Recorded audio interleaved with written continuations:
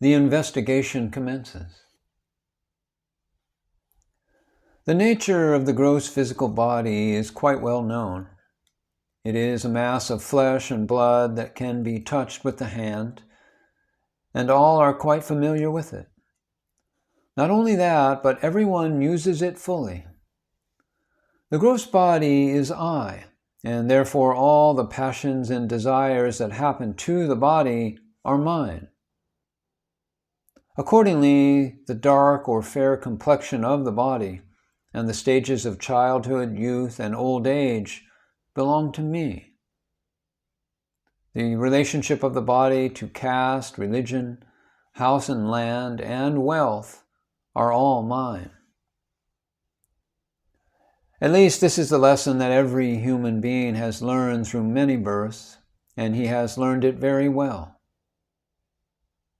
In fact, it is so well learned and conditioned that even while dreaming, someone will tell you that he is so-and-so. It is therefore not necessary to teach anyone this lesson that has been repeatedly learned over and over, and has been so firmly implanted in one's psyche. The feet of all human beings are resting steadily on the step of this gross physical body. The state of this gross body is that of wakefulness, and in this body there is partial forgetfulness and partial remembrance. The quality of worldly action or rajaguna is predominant in the gross body. This basic explanation is enough for one to understand the gross body. We will now turn to the next step, that of the subtle body. As has been previously stated, the subtle body is a committee.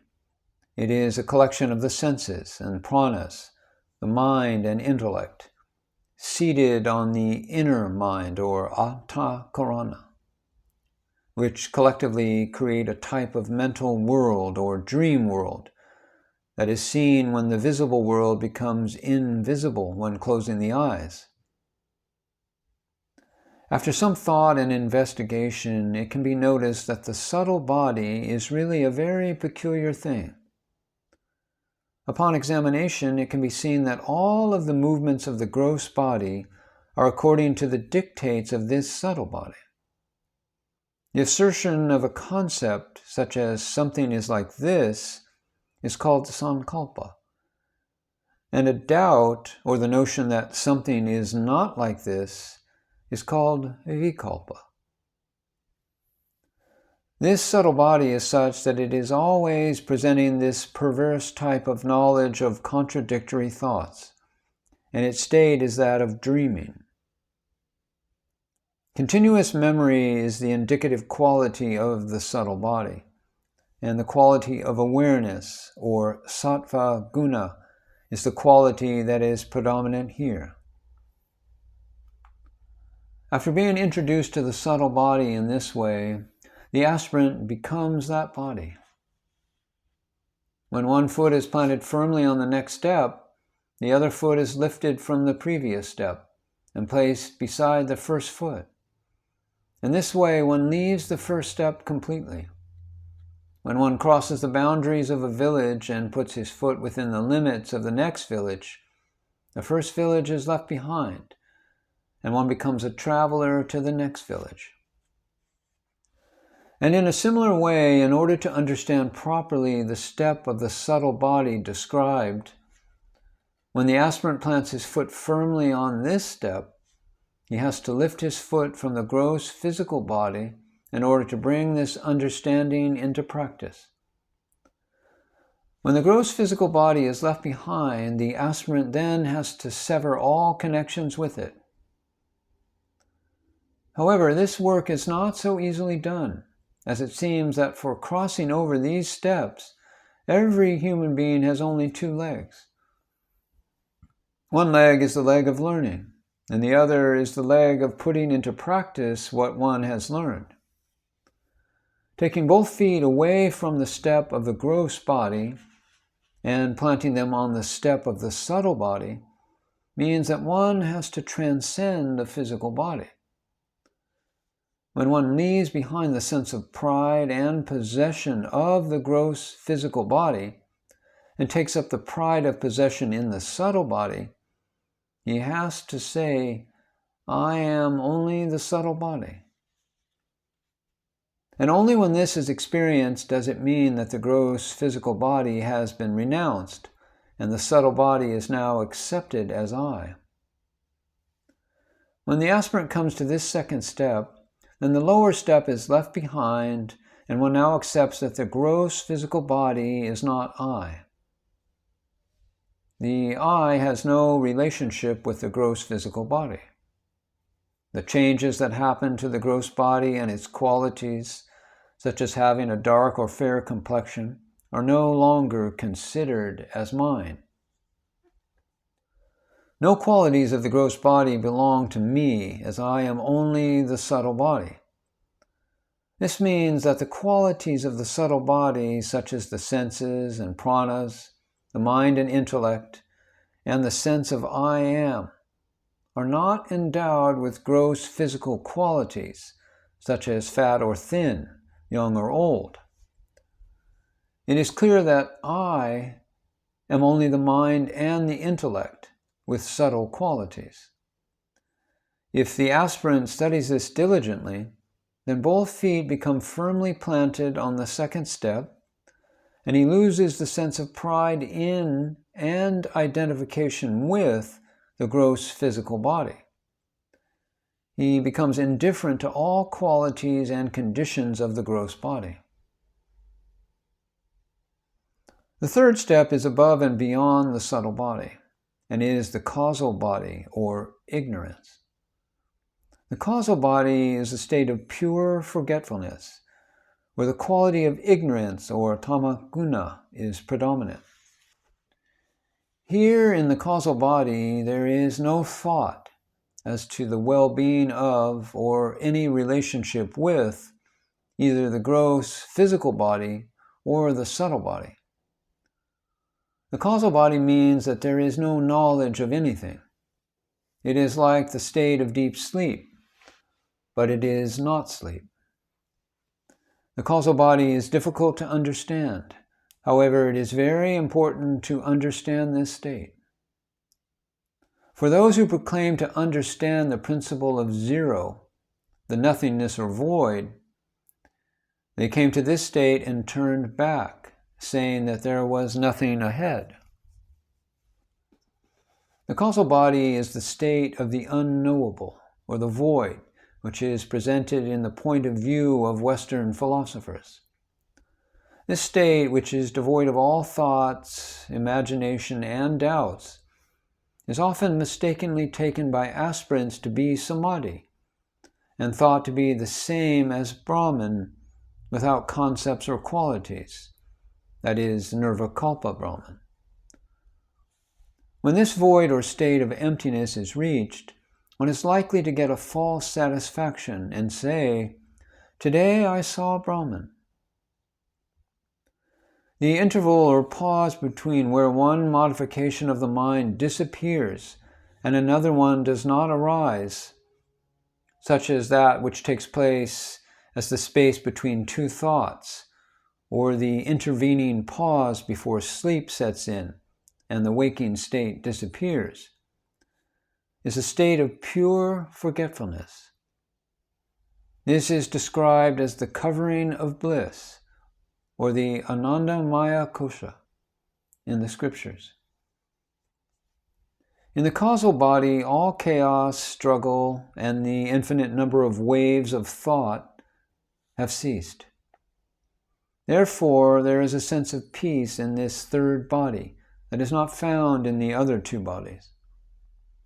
It is true that the aspirant experiences a certain joy, but this is not ultimate peace, or even true bliss. One must understand this point very well. The state of the causal body is the state of forgetfulness. The chief sign or indication of the causal body is to forget everything. For example, unless one forgets everything, he cannot get deep sleep. To say I was asleep, but I remembered something, is to really say I never slept. To really have deep sleep means not to remember a single thing. In a similar way, to forget everything while in an awakened state is to enter the causal body. To be in a state where you do not know anything is to also come to this state. This is the natural state of the human being. Even the most learned scholars do not understand the nature of a human being, let alone the nature of Shiva. In order for one to fully understand this state of human forgetfulness, the method of studying the pause is prescribed. If anything is very difficult, it is to be completely stabilized in the state of forgetfulness and to know it thoroughly. To achieve this is important in one's spiritual progress and takes considerable effort on the part of the aspirant. The saints and sages have put particular emphasis on this point. The pause between two states is nothing but pure consciousness.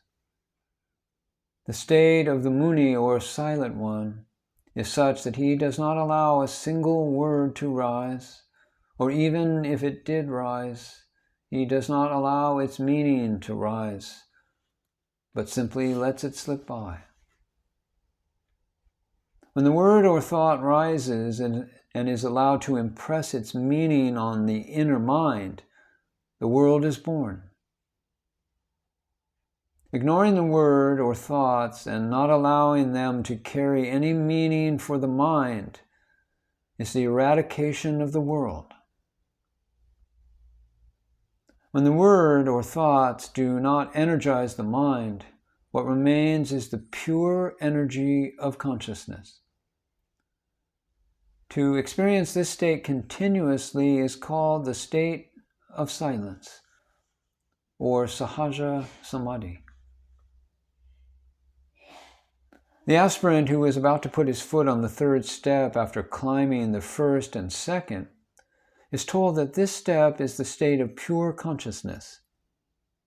He is under the impression that this state is the pure void, and taking this void to be Brahman, he is unable to witness the void. However, when the aspirant proceeds to the fourth step, he begins to look back at the third step. Being unable to see anything in the void of the causal body, he wonders why the Guru has instructed him to put his foot on this step of nothingness, which doesn't exist at all. The reason is that once pure consciousness is known, there can be no trace of anything that is called ignorance.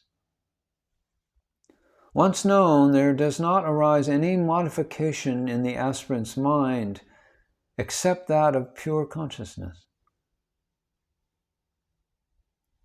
Knowledge or consciousness presents itself to the aspirant in two ways.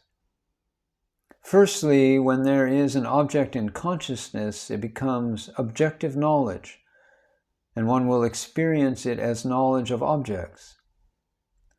And secondly, when there is no object, it is experienced as objectless knowledge, or pure consciousness. To reiterate, when there is an object, that is called objective knowledge. When there is no object, that is simply knowledge, which is pure awareness or consciousness.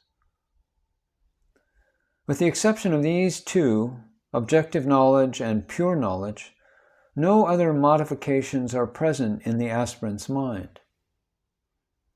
In pure consciousness, the word ignorance is meaningless from the aspirant's point of view. It is not possible for forgetfulness to exist in his case. Whatever is experienced will either be objective knowledge or pure consciousness that is without any objects.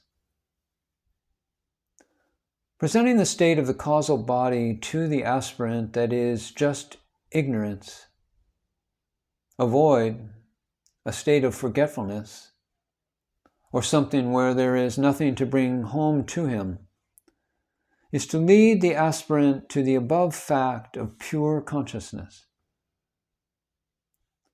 By analogy, a teacher will draw on the blackboard a point of great length and breadth in order to teach the student about a point that has neither length nor breadth. In a similar way, this is how the point is being illustrated here. If it is not done in this manner, the next step cannot be explained. The aspirant should therefore have full faith in the Sadguru without further argument, and take it for granted that there is a state of forgetfulness, where everything falls away. The aspirant should thus commence practicing what is being told, and begin the process of forgetting each and everything. It must be understood that the causal body is the cause of the two previous bodies. Hence, it is labeled the causal body.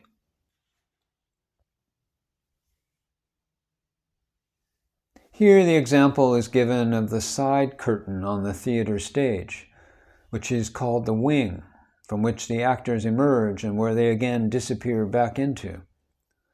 The causal body, which is the natural state of a human being, is like this wing on the stage, and exists in the state of the form of forgetfulness. From behind this curtain, all memories appear and then disappear. When we say that we have forgotten a thing before remembering it, this means that the thing was abiding there in that state of forgetfulness, and it is proved that it has emerged from that state alone.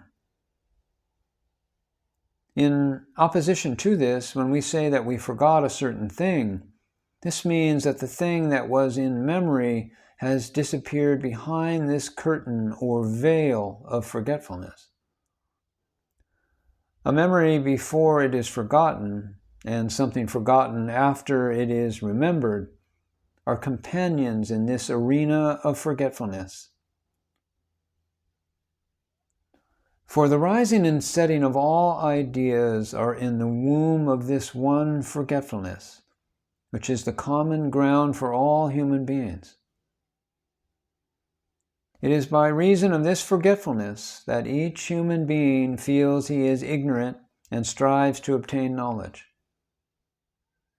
During this struggle, the majority, unfortunately, only gain worldly knowledge, thus missing the knowledge of their true nature.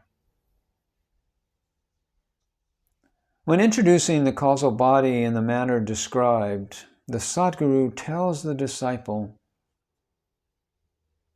"Dear one, you are not the gross physical body, and you are not the subtle body. So you should identify yourself with the causal body." For an aspirant to be in the state of forgetfulness, it means that he should have the feeling that I am definitely not the gross body, and I am not the subtle body. Therefore, of all of the dreams and doubts that arise in the subtle body, do not reside in me. I am complete forgetfulness, that is, empty of all concepts and imaginings. The birth and death of the body, the miseries and temptations, the pain and pleasure, as well as the hunger and thirst that arise in the pranas, cannot touch me. As well, honor and dishonor are only notions in the mind, and qualities such as fair or dark complexion belong to the physical body. But I am none of these.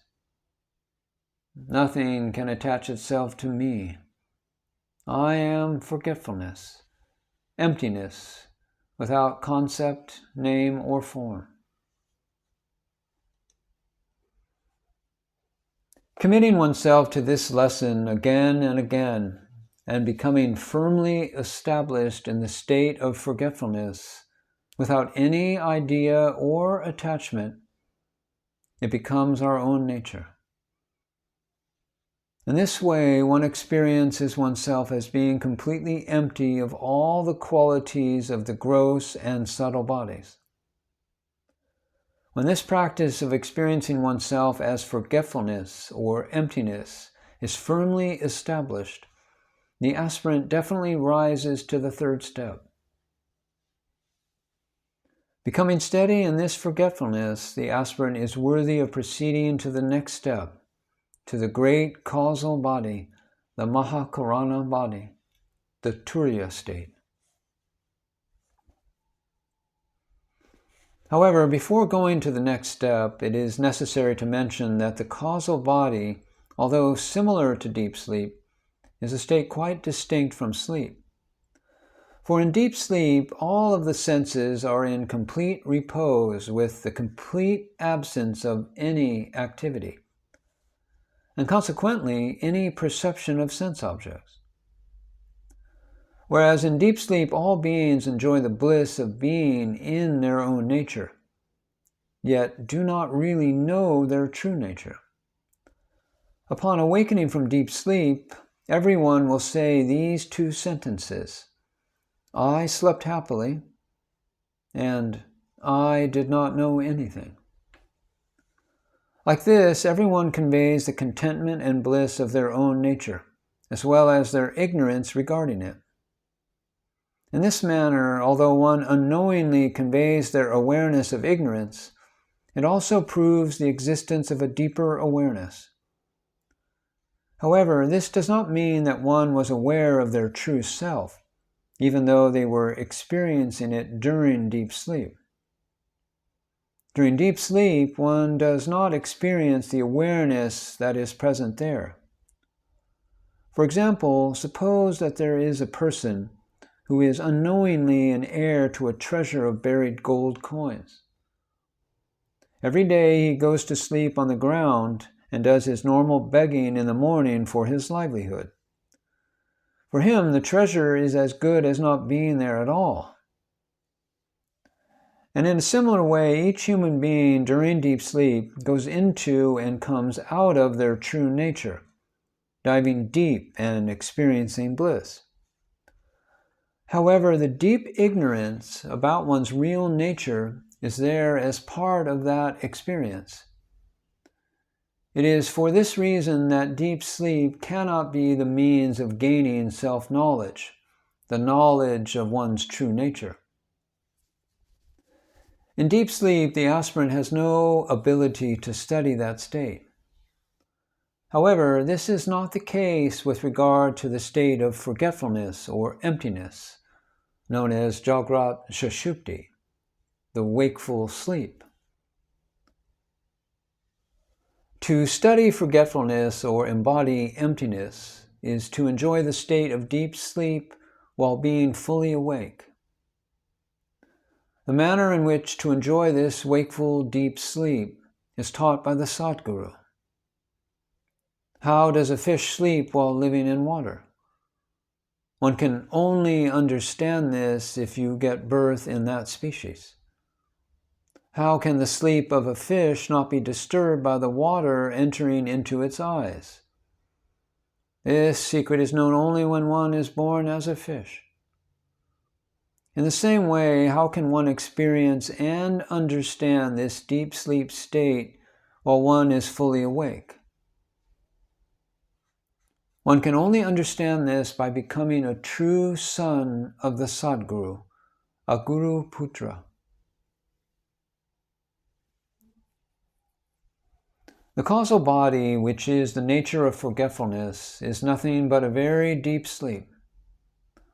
However, the natural true state is the silence within that is experienced knowingly or consciously during the waking state. It is not the deep sleep state that comes unknowingly, without conscious awareness. Nothing is known in the state of deep sleep which comes unknowingly. However, the nature of the self can be known by means of employing the method of knowing forgetfulness, or living from emptiness, which is experienced while awake. This is the difference between deep sleep and samadhi. Although it is known that forgetfulness is a state where nothing is known, the fact is that after everything is forgotten, knowledge remains.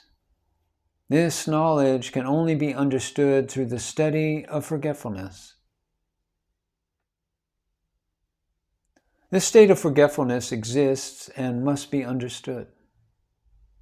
Deep sleep and forgetfulness are both the result of tamaguna.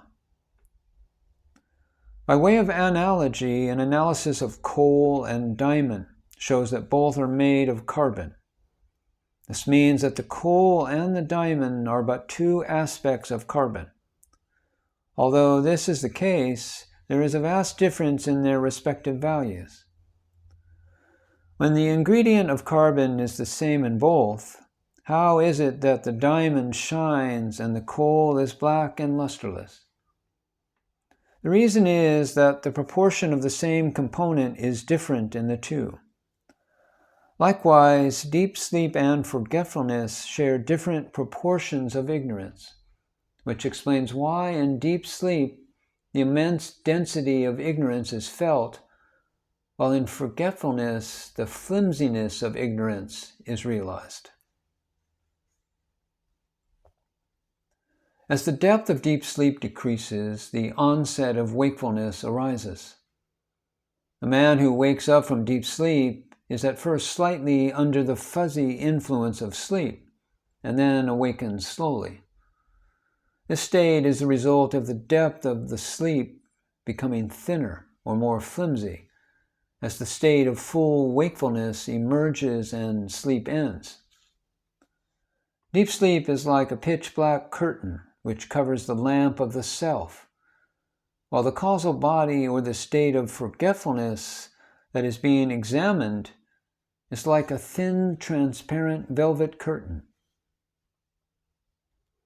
This means that the enjoyment of bliss is the same in both deep sleep and the causal body as forgetfulness.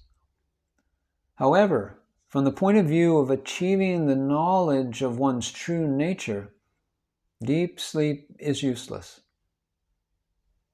It is like attempting to procreate by having sexual intercourse with a barren woman. The study of this sheath of bliss, the Anandamaya Kosha, in the form of the state of forgetfulness, provides one with joy and is a necessary step in reaching the goal of knowing one's true nature.